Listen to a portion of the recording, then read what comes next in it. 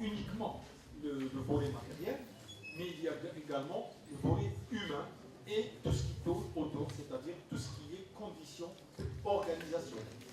Donc c'est important de parler du dispositif, parce qu'aujourd'hui je ne vais pas parler de technique, je vais parler simplement de dispositifs mis en place pour réussir l'enseignement. Alors, ça c'est l'évolution des techniques et outils. Donc vous y retrouvez, pour les dinosaures comme moi, les premières années on commençait à parler d'enseignement assisté par ordinateur, jusqu'à ce qui se fait aujourd'hui, surtout l'expérience dont on a parlé ce matin et dont il parlera cet après. Monsieur Sierre, de mobile learning. Et on terminera, bon bien sûr ça se termine parce que nous concorde Google, qui est le learning 4.0. Je ne sais pas comment ça va fait demain. Alors, dans ce truc-là, vous remarquez que j'ai rajouté quelque chose, qui est le cybercafé. Parce que nous avons des moyens techniques, il y a des développements, mais on ne va pas tous à la même vitesse et on n'a pas tous les mêmes ressources. Il y en a qui ne disposent pas de l'ordinateur à la maison, il y en a qui ne disposent pas de la connexion Internet, donc il faut faire avec. Et le propre de l'enseignant, c'est de s'adapter. Donc, on ne va pas faire de théorie, je vais juste parler entre le présentiel et le distanciel. Nous, où est-ce qu'on se situe? Donc, on se situe dans le présentiel enrichi ou bien le présentiel augmenté. Sans faire trop de philosophie, passons aux moyens qui sont utilisés, donc qui sont à la disposition de tout un chacun. Donc qu'est-ce qu'on a utilisé? Donc les boîtes mail, le Facebook, bien sûr, si on a une plateforme opérationnelle, donc le LMS avec tous les outils du web 2.0. Mais je me limiterai dans l'immédiat aux boîtes mail Facebook. Et on utilise aussi d'autres supports qui ne sont pas obligatoirement des supports multimédia. Donc, on utilise ce qui est vraiment à la disposition de tout un chacun. Le papier, le flash disk, le datashow, etc. Et je n'oublie pas le tableau noir et la craie qui continuent à exister chez nous. Alors, quel est le but du dispositif pédagogique? C'est bien sûr de faciliter l'accès à des ressources et tout en améliorant la qualité de l'apprentissage. Si vous regardez le but qui est fixé et les moyens utilisés, on se situe en plein dans le e-learning et plus particulièrement dans une solution hybride qui est le blended learning. Alors, j'insiste pour mes collègues qui sont nouveaux sur l'utilité et l'importance de la première séance de prise en charge des étudiants. Donc, dans cette formation, il faut absolument donner ses coordonnées, que ce soit mail ou physique, établir un règlement intérieur et, chose très importante, créer une mailing list des étudiants, c'est-à-dire sur laquelle doit obligatoirement apparaître le nom et le prénom. Les étudiants doivent aussi créer la page Facebook de la classe, à laquelle ne participe pas l'enseignant. Et enfin, les étudiants, donc il y a 2 délégués qui peuvent échanger leur numéro de téléphone avec l'enseignant. Seuls les délégués ont le droit d'appeler l'enseignant en cas d'urgence. Les autres, pas du tout. Les objectifs de l'enseignement doivent être obligatoirement présentés.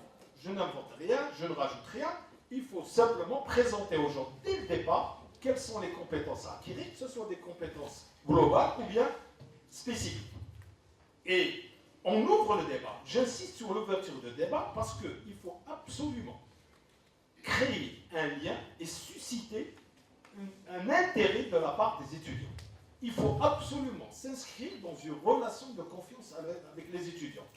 Et ne pas oublier que la première séance, nous avons trop tendance, en tant qu'enseignant, à considérer ça, tiens, c'est séance prise contact. On fait un aller-retour. On a perdu énormément de temps. Alors qu'on a la chance de les avoir sous la main, on a présenté des choses, il faut absolument commencer le cours à la première séance. C'est très très important pour pouvoir gagner du temps et commencer à appliquer le règlement intérieur. À la fin de cette séance, au maximum 24 heures après, on doit obligatoirement transmettre par mail le plan détaillé du cours complet et le contenu de la première séance. Ça a un impact psychologique vital sur les étudiants. Vous voyez exactement le comportement de l'étudiant, il change du tout au tout.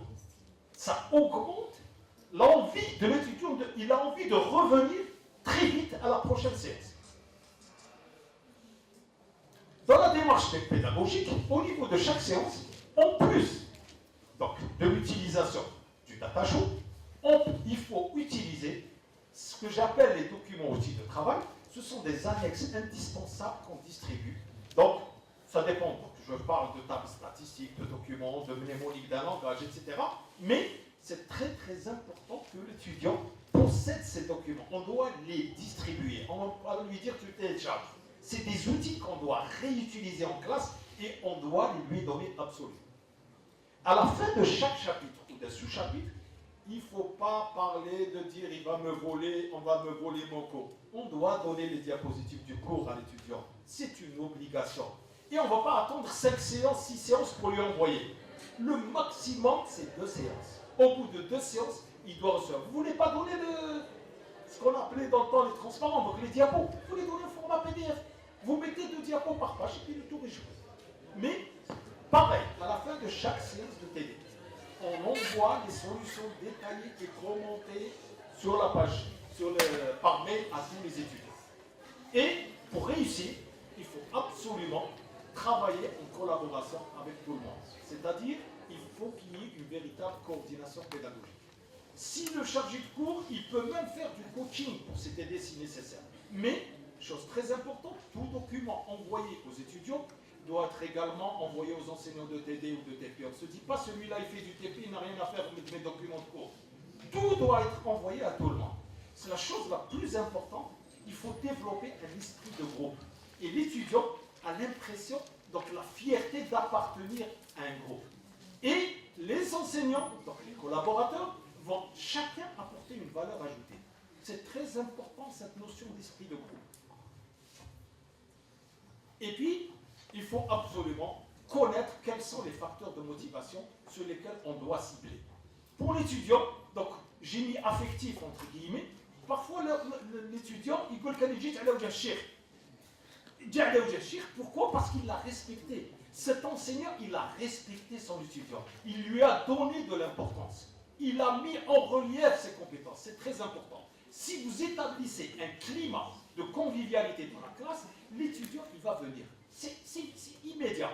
Et puis, le sérieux de l'enseignant. On a vu plein d'enseignants venir ne pas savoir qu'est-ce qu'il va faire aujourd'hui. Donc, si on prépare sérieusement sa séance, et si on est discipliné, on ne peut pas demander aux étudiants d'être à l'heure, si on vient systématiquement en retard, si on vole 20 minutes de la séance à chaque fois. Et puis, si l'étudiant voit que l'enseignant maîtrise son sujet, il va automatiquement le respecter. Peu importe s'il est sévère ou pas, si l'enseignant maîtrise son sujet, il a préparé sa séance, alors automatiquement, l'étudiant, il va venir, il va se sentir à l'aise en classe. Et un autre élément pour se sentir à l'aise, c'est le sentiment d'équité. S'il a une mauvaise note, il se dit « je l'ai mérité ». Donc il faut qu'il sente qu'il y a un certain sentiment de justice. Puis ça ne sert à rien de faire des remarques et de dire « il y a un règlement intérieur si on ne l'applique pas ». Un règlement intérieur, c'est fait pour être appliqué. Alors, donc, on a parlé... Pardon. Quelques exemples. On a appliqué tout ça dans des enseignements aussi diversifiés les uns que les autres. Donc, dans l'informatique, dans les automatismes, en robotique, en sécurité électrique, je n'ai utilisé que ces 3 outils. Le téléphone, le mail et le Facebook des étudiants. Et ça a marché impeccable. Si les autres outils sont à notre disposition, tant mieux, au contraire. Si j'ai la plateforme qui est opérationnelle, c'est très bien. Si j'ai la connexion Internet à tous les coins de rue, c'est très bien. Dans les salles des couloirs, c'est très bien. Mais même si ça n'existe pas, même si ce n'est pas opérationnel, vous pouvez quand même utiliser les outils numériques. OK? Alors, je cite 2 cas particuliers de problèmes résolus par ce dispositif simple, où on n'utilise ni plateforme, ni forum de discussion, ni rien du tout. Nous connaissons de manière récurrente la fermeture des campus, soit grève d'étudiants ou la grève d'enseignants, ou la grève des travailleurs. Donc nous avons pu, pas uniquement moi, avec un ensemble de collègues, nous avons pu, en période de fermeture de campus, déplacer des étudiants et assurer des enseignements dans un autre lieu. Nous avons pu organiser des examens dans un autre lieu. Tout ça grâce à la collaboration avec la page Facebook, avec les numéros de téléphone et les mails, ça pu se réaliser. Récemment, la semaine, ça a touché en période de neige. Qu'est-ce que vous pouvez faire? On peut continuer les activités d'apprentissage et de tutorat en ligne. Nous l'avons fait. Et nous avons même fait mieux que ça. nous avons programmé un examen qui a eu lieu avant la reprise officielle des cours. Tout ça parce que, encore une fois, on a utilisé les 3 outils. Page Facebook à la classe, les mails des étudiants et le téléphone des délégués. Pour conclure, encore une fois, je n'invente rien. Je ne parle que de ma modeste expérience. Mais on n'attend pas juste à avoir tous les moyens pour utiliser le numérique. Les étudiants, c'est des étudiants, web 2.0, 3.0. Des étudiants, ils sont branchés numériques. Ils l'utilisent au quotidien. Donc c'est à nous de nous mettre à jour et de prendre le train en marche. Donc ce que nous avons fait, il suffit d'aimer son travail pour le mettre en place. Donc je reprendrai la citation de Confucius, présentée autrement. Il dit à l'élève, il oubliera. Si on fait que parler, il oubliera. Si on essaye de faire avec des activités d'apprentissage, il va se rappeler. Mais si on l'implique, là, réellement, il apprendra. Je vous remercie.